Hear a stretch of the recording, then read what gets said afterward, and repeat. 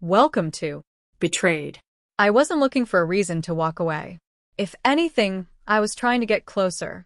Over the years, our marriage had settled into a quiet, steady rhythm, reliable, but maybe too easy to overlook. Sandra and I weren't the kind of couple who posted anniversary photos with emotional captions or argued in grocery store aisles. We got along. We traveled when we could. We occasionally hosted dinners for friends. From the outside, we looked like a couple who had it all figured out. But on the inside, there were cracks. Not the kind that lead to big fights or dramatic ultimatums, but the quiet kind. The kind of distance that's hard to define. She was always tired. I was always busy. When we did talk, our conversations felt more like schedule updates than real connection. Did you pick up the dry cleaning?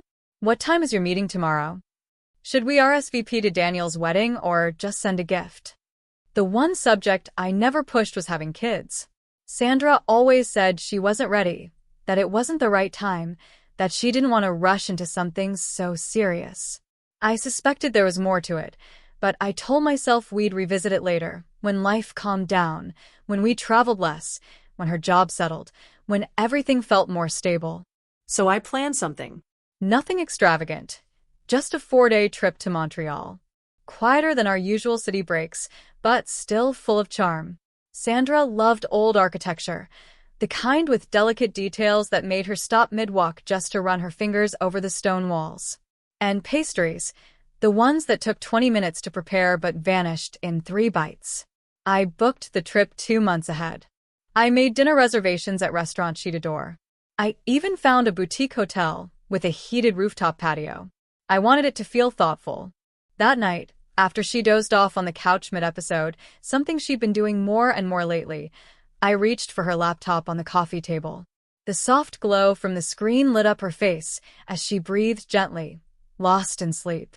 I paused, watching her. There was something so peaceful about the way she looked. It made me wonder if she had been this exhausted for longer than I'd realized. I shook the thought away. I opened her browser to check our travel documents. Just a small detail, but I didn't want her to forget them. She often lost printed boarding passes and assumed Google Calendar synced everything automatically. I learned that early in our relationship, so I made a habit of keeping digital backups. It was one of those quiet, unspoken roles I played, the planner, the one who remembered things, the one who made sure nothing slipped through the cracks. I had no intention of doing anything else. I just wanted to drag the travel files into a folder so she wouldn't forget them. But when I opened her laptop, her Messages app popped up automatically. It probably hadn't been closed properly. I wasn't looking for anything. I didn't even touch the keyboard. But one message caught my eye. Bold, clear, impossible to ignore. I never wanted his children. I wanted yours. No context. No emojis. Just those words, plain and brutal. I froze. My body went completely still, like my mind hadn't caught up with what my eyes had already seen. I just stared at it, hoping it would somehow make sense, something that wouldn't tear me apart. Maybe it was a joke. Maybe I was misunderstanding. I moved the trackpad with a steady hand and clicked on the message. The thread opened. It wasn't new. It went back months. Some messages were flirtatious, playful in a way I hadn't seen from her in years. Others were simple day-to-day updates, little things she never thought to share with me. But then there were the ones filled with deeper meaning. You have no idea how often I still think about you. He's a good man, safe, predictable, but you always made me feel alive. For more months, and I'm free. And the one that turned my stomach. He's planning something for our anniversary. I'm going to act surprised. That message was sent on the exact day I booked the trip. The timestamp matched the hour I confirmed our hotel. I didn't move. I didn't slam the laptop shut. I didn't wake her up or throw anything. I just sat there, listening. To the soft hum of the fridge. To her quiet breathing from the couch. I didn't feel rage. I felt clarity. The kind that only arrives when the fog lifts, when you finally realize how far you've drifted off course. In that silence, the memories began to surface. All the things I had overlooked, brushed aside, or made excuses for, because I trusted her. like how she rushed us into marriage just as her student visa was about to expire. She had pushed hard for me to sponsor her green card application. At the time, it felt natural, expected even. We were married. This was just part of the process. I never gave it a second thought. But now, looking back, I could see all the signs I had ignored. All the red flags I had quietly dismissed. She never liked talking about her ex. Whenever I asked, her answers were vague. Or she'd change the subject completely. "It's just not worth rehashing," she'd say with a quick, dismissive wave of her hand. I assumed it had been a painful breakup. Everyone has parts of their past they'd rather leave behind, and I respected that. But now I wondered if the reason was much simpler, if he had never really left her life at all. Every delay, every half-truth, every time she said, "not yet," when I brought up having children. It wasn't about timing. It was about me. I didn't say anything the next morning. She woke up late, still groggy, stretching as she walked into the kitchen. "Hey, did you turn off my laptop last night?" she asked. "It was acting weird this morning." I shook my head casually, barely glancing up from my coffee. No. "Probably just a sleep mode thing." She shrugged, didn't push the question. Made coffee, kissed me on the cheek, and started venting about the new office manager she couldn't stand. Everything seemed completely normal. And I let it stay that way, because I needed her to think nothing had changed. That day at work, I couldn't focus on a single task. My body was at my desk, my hands were on the mouse, but my mind was somewhere else entirely. I kept replaying the timeline. Not just the messages, those were already burned into my brain, but everything that came before. The pattern. We got married 11 months after meeting. Fast, but not unheard of. I remembered how she said she didn't want a big wedding. "It's not really my style. Why waste so much money on one day?" she'd reasoned. And I admired that. No drama, no huge guest list, just the two of us. We went to the courthouse, had 2 witnesses, and grabbed lunch afterward. It was simple, easy. At the time, I even admired her practicality. But now I realized what I hadn't connected back then. The timing. She was in her final month of OPT, the optional practical training period international students get after graduation. After that, she'd either need a company to sponsor her work visa or leave the country. She had told me that. I knew it, but I hadn't put the pieces together. A month later, we filed for her green card. I remembered sitting at the dining table, going through the paperwork with her. She handed me a form to sign, Form I-864, the Affidavit of Support. "This basically just says you'll support me if I ever need it," she explained, flipping casually through the pages. I frowned, reading the fine print. "It says here I'd be financially responsible for you for up to 10 years, even if we divorce." She laughed lightly and rolled her eyes. "It's just a formality. Everyone signs it. No big deal." I remembered how easily she smiled, how effortlessly she brushed it off like it was nothing. And I didn't want to seem insecure by questioning her. So I signed. I told myself it was just paperwork. Just another step in building a life together. And now, for years later, I was sitting in our dimly lit apartment, staring at the cracks in our foundation. Cracks I had ignored for far too long. No kids. No shared property. No joint investments. Just one slowly unraveling relationship, built on something I was beginning to think might never have been real. That's when I called Ben. We hadn't spoken in a couple of years. He was an immigration lawyer. I had built a custom CRM tool for him back when I was freelancing. Smart guy. Direct. No small talk. If anyone could give me a clear answer, it was him. He picked up after 2 rings. "Tyler, man. It's been a while." "Yeah, it has." I took a breath, trying to stay calm. "Listen, I've got a question. About a marriage-based green card situation. Hypothetical." Ben didn't hesitate. "Is she a conditional green card holder or permanent?" I pulled up the records. Permanent. Her 2-year conditional period passed. She got her 10-year card last year. "Okay," he said. "You're past the stage where USCIS checks if the marriage is real.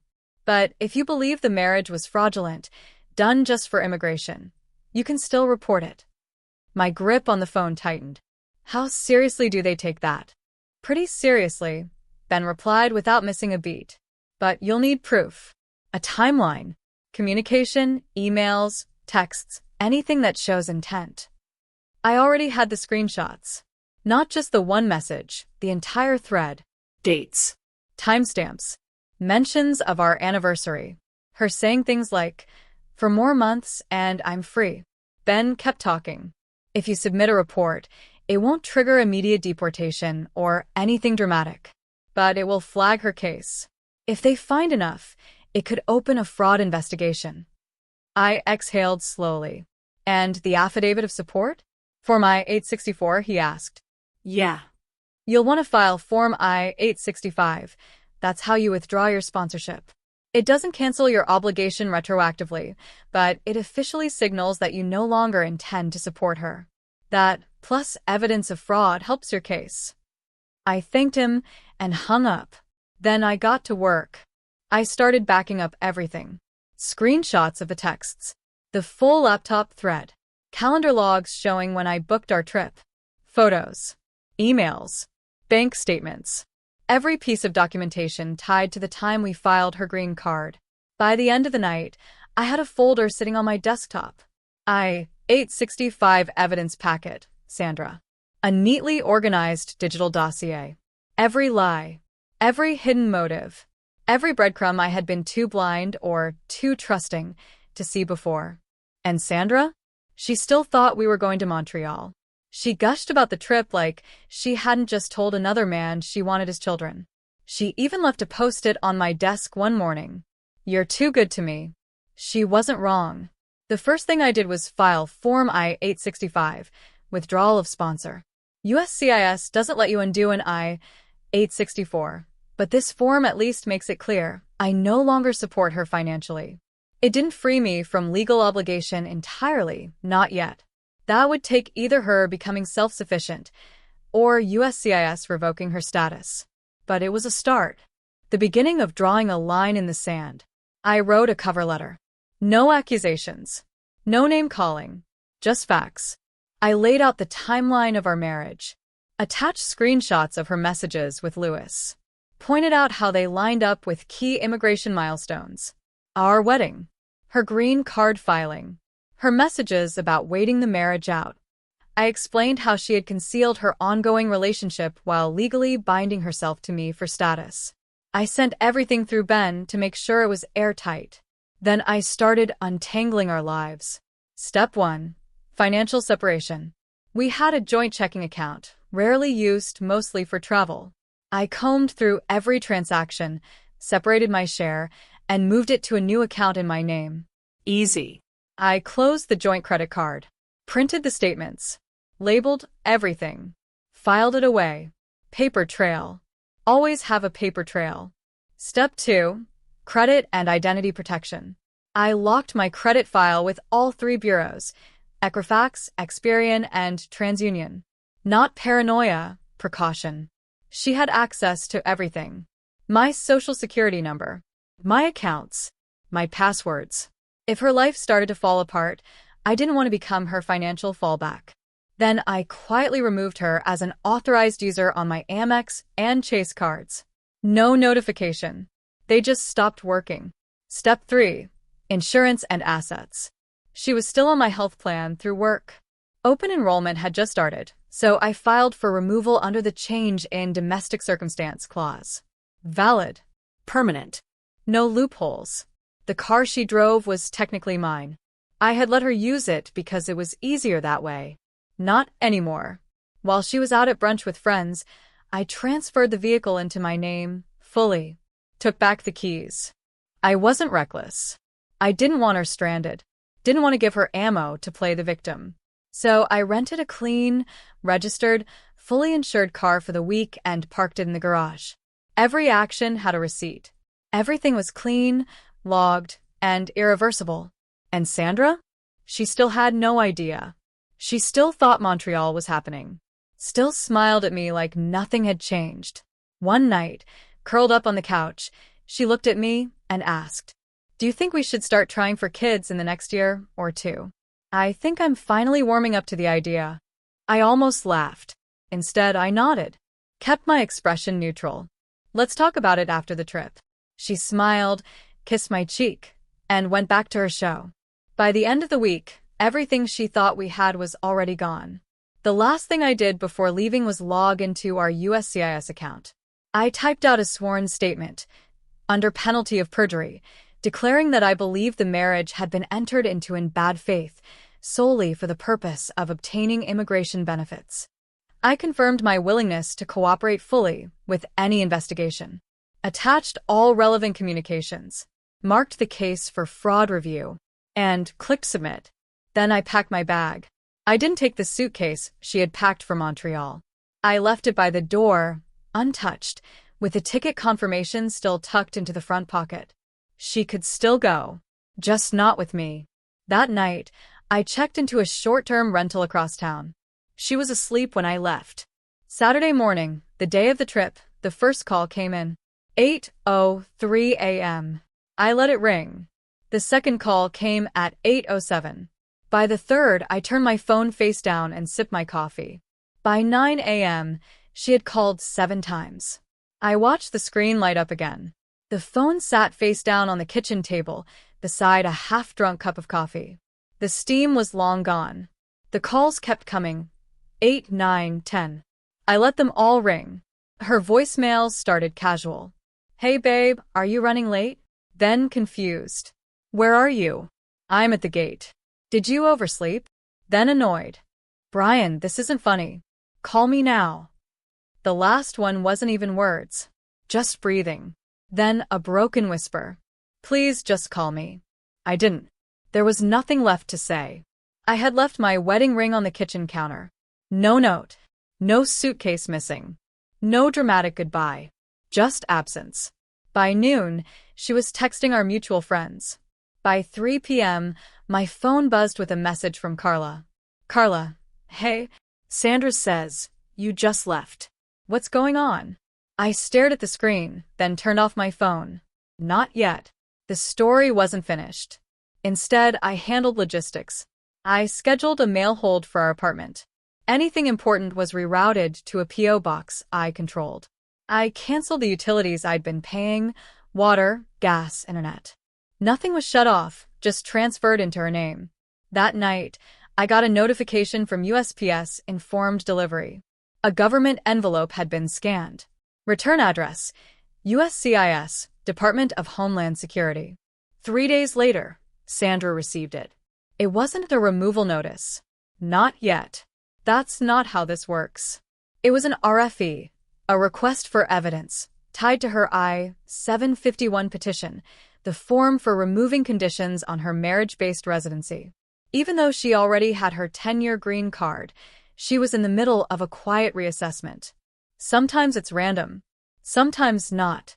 They don't call. They don't warn. They just send the letter. It was formal. Clinical. Please provide additional evidence supporting the ongoing legitimacy of your marriage, including but not limited to photos, joint accounts, leases, shared assets, communications, and affidavits from friends or family. At the bottom, in fine print, this review has been triggered by third-party submitted documentation. That day, she called me 11 times. I was at Ben's office, reviewing the next steps. Ben skimmed the letter, then exhaled. She's panicking, he said. They don't send these unless something's already in motion. I nodded. I already knew that. You want to make contact? He asked. No, I said. Not yet. That night, the calls stopped. Instead, I got an email. No subject line. First sentence. I deserve an explanation. She didn't apologize. The email was long, but it wasn't an apology. She said she was confused. Said she was scared. Said she felt attacked. But she never mentioned Louis. Not once. She framed it like I'd just lost it, like I'd walked out for no reason. Like I was irrational. Unstable. That's when I replied. One sentence. You didn't want my children, Sandra. You won't get my silence either. I didn't hear from her for 3 days. When I finally did, it was another message. Unknown number. Just one sentence. Louis won't answer me. Of course he wouldn't. I'd included his name and social media handles in the evidence packet. Not out of spite. Out of due diligence. Sandra wasn't the only one under review anymore. 3 weeks later, the second envelope arrived. I didn't see her open it. I didn't need to. I already knew the look that would flash across her face the second it hit the floor. I've seen people realize they've just lost everything. It doesn't look like panic. It looks like stillness. The notice was forwarded to Ben's office. USAS Notice of Intent to Deny. I-751 petition for removal of conditions on residency. In short, they had reviewed my packet, cross-referenced the timeline, examined the messages, flagged multiple inconsistencies in Sandra's application. They weren't removing her yet, but they were denying her next step. Her file was now flagged for fraud review escalation. That meant further inquiry. Supervised immigration status, pending the outcome. Translation. Her green card was in limbo. Her work authorization would not auto-renew. She couldn't leave the country without triggering abandonment of her residency. And worst of all, she had to prove our marriage was real, without me. She couldn't, because it wasn't. A mutual friend told me she'd tried to contact Lewis again. Still no response. An old college friend of hers, who knew someone I knew, said Sandra had made some mistakes. That she might have to leave. Her work visa was tied to her green card. The nonprofit she worked for was notified of the pending change in her status. They didn't fire her, but they paused her promotion.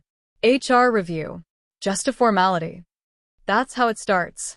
Sandra texted me one more time. You didn't have to destroy my life. I stared at the message for a full minute before replying. I didn't. You built it on a countdown.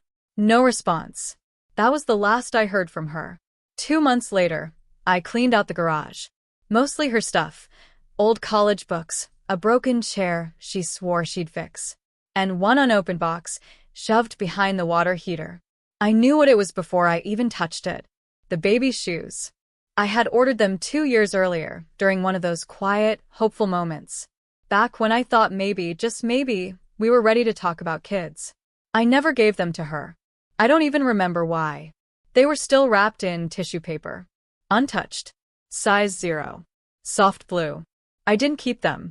Instead, I took them to a shelter down the street, a place that helps new immigrant families. I dropped them off at the front desk with a sealed envelope taped to the lid.